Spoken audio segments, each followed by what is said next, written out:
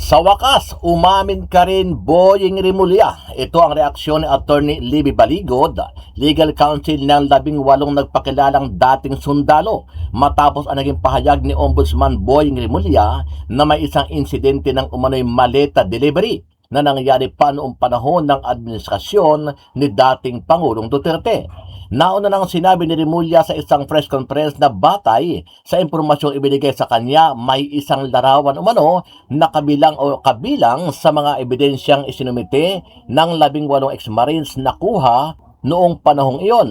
Sa kanyang pahayag, sinabi ni Baligod na ang natunang pahayag ng ombudsman ay tila pag-amin na may mga naganap na delivery ng maleta, ngunit anya'y kinulayan ito ng politika.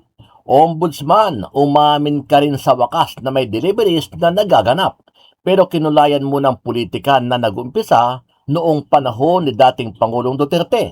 Yan ang palusot ng HOR member na nakausap mo. Aminin mo na rin na pinaigting ang deliveries during Marcos Jr. time para hindi ka masabihan na nagbubulag-bulagan. Yan po ang naging pahayag ni Attorney Baligod. Ang sinasabi ni Director Matibag, nagpirma lamang ang mga ito dahil meron silang economic problems, no? Economic reasons daw. At ipinakita namin na hindi kami nabayaran, bagkus ang gusto lang namin ay lumabas ang katotohanan tungkol sa bilyon-bilyong ninakaw sa kaban ng bayan. Duterte time definitely yung isa ron. Yung isang na-point out sa akin, na nag-inform sa akin. There was a delivery done in of the 18 Marines, supposedly the joint affidavit of the 18 Marines pointed to a delivery to one of the Congress persons, no? One of the congressmen or congresswomen. But when we investigated that angle, it appears that this delivery was done during the time of Speaker Lord Velasco. That picture that was put in the affidavit was done during the time of Speaker Lord Velasco. So it is not an entirely accurate depiction of even pictures.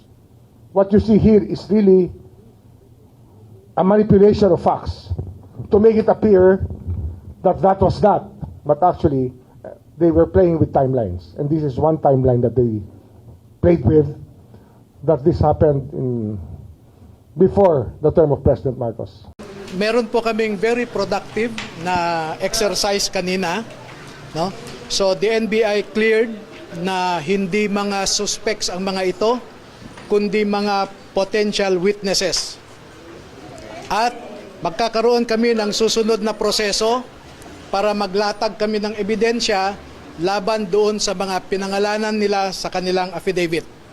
When you say may panibagong proseso, babalik ko pa rin ito? Babalik kami dito para sa mga dokumento, mga ibang ebidensya.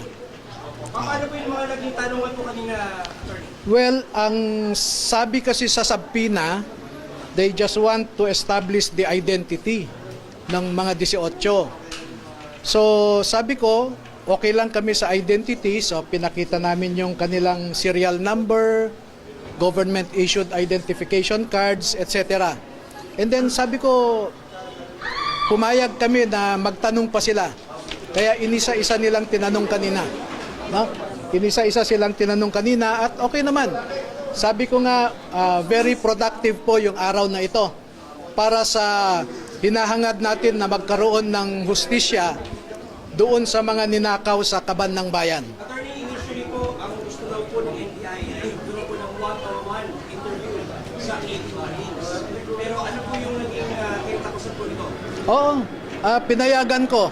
Kahit walang authority ang NBI na i-one-on-one sila, dahil kailangan ng abogado sana ang bawat isa, pero pinayagan po namin sila.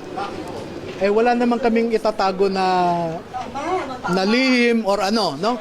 So, kaya nga sila nag-affidavit, handa po silang panindigan yung kanilang sinasabi.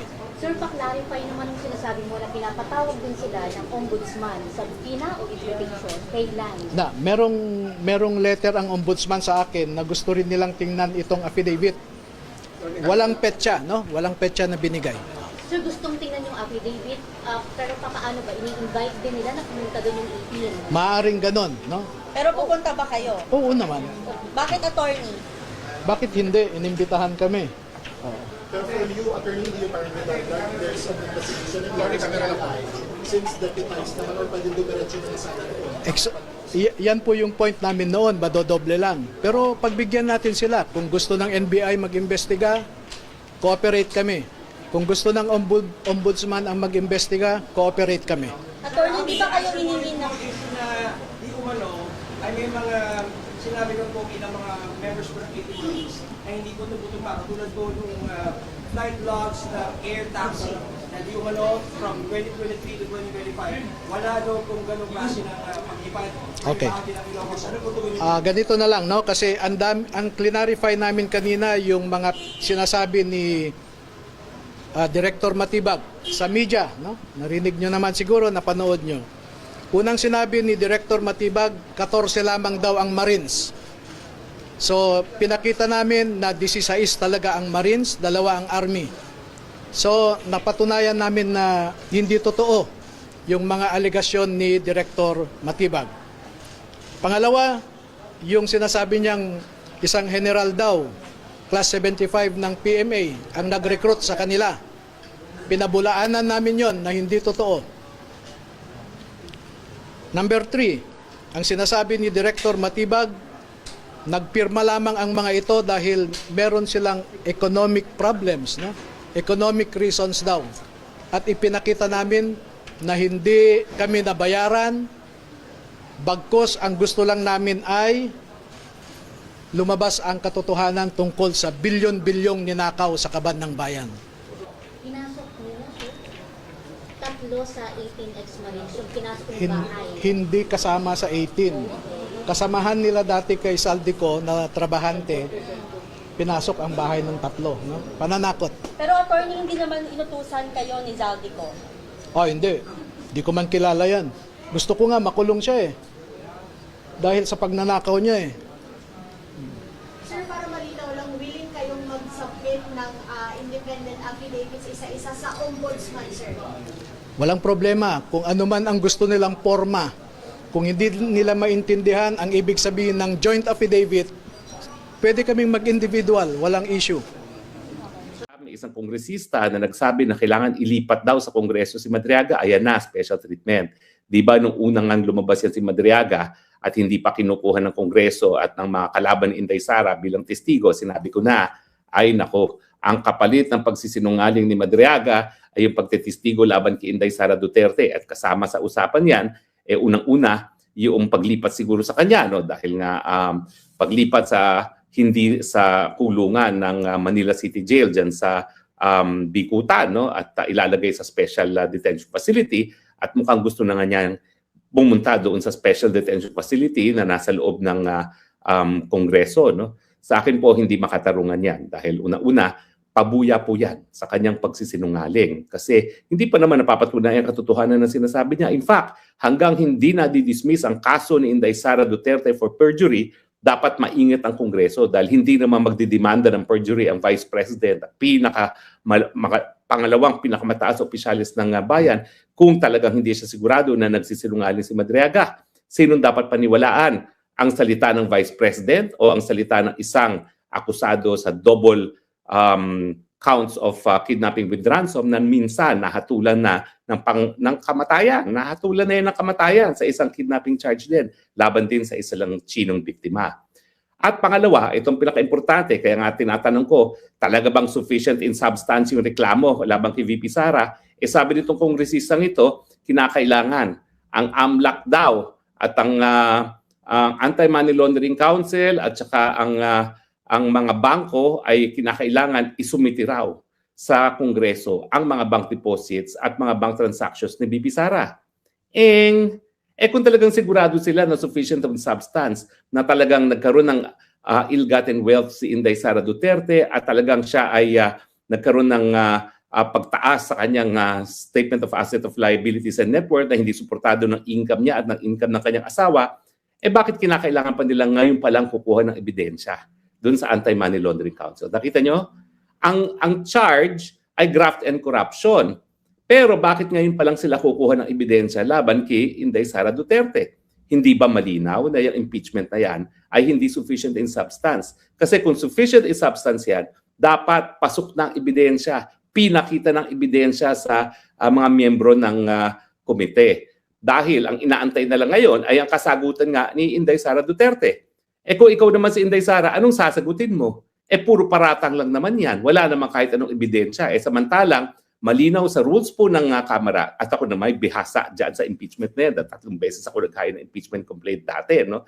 Labang kay GMA. Kinakailangan lahat ng ebidensya mo, isinusumitin mo na. Nang sa ganon, on the basis of all the evidence submitted, dyan po pagpapasyahan ng komite kung sufficient in substance. Kung ngayon pa lang sila kukuha ng ebidensya, at ito nga yung ang hinihingi ay ang statement of assets and liabilities of net worth ni Inday Sara, no? At saka mga bank records. Ibig sabihin, wala pa silang kahit anong ebidensya na merong ill-gotten wealth nga si Inday Sara Duterte. Ang ibig sabihin, wala talagang sufficiency in substance kasi ngayon pa lang sila nagkukumahog at kumuha ng ebidensya. O di ba nauna nga ang pagsasampa ng impeachment complaint bago una-una lumutang itong Madriaga. Itong Madriaga naman nito, bago lang ito, no? Bagong luma. Kasi nga, nung preliminary investigation pa lamang ni Madriaga for kidnapping for 2 counts, talagang sinasabi na niya na, wow, tao ko ni BP Sara, buti na lang, ako ang private prosecutor at alam ko ang katotohanan. Siguro naman, bagaman hindi ko sinasabi na napakalapit namin Inday Sara Duterte, I know her well enough na hindi siya makikipag-ugnayan sa tao na gaya ni Madriaga, sa tao na mayroong pinaghihinala ang private army at na-raid nga at 100 plus na high-powered arms ang na-recover sa kanyang farm dyan sa Rizal. O bakit naman magkakaroon ng kahit anong ugnayan ng gaya ni Inday Sara sa gaya niya, no?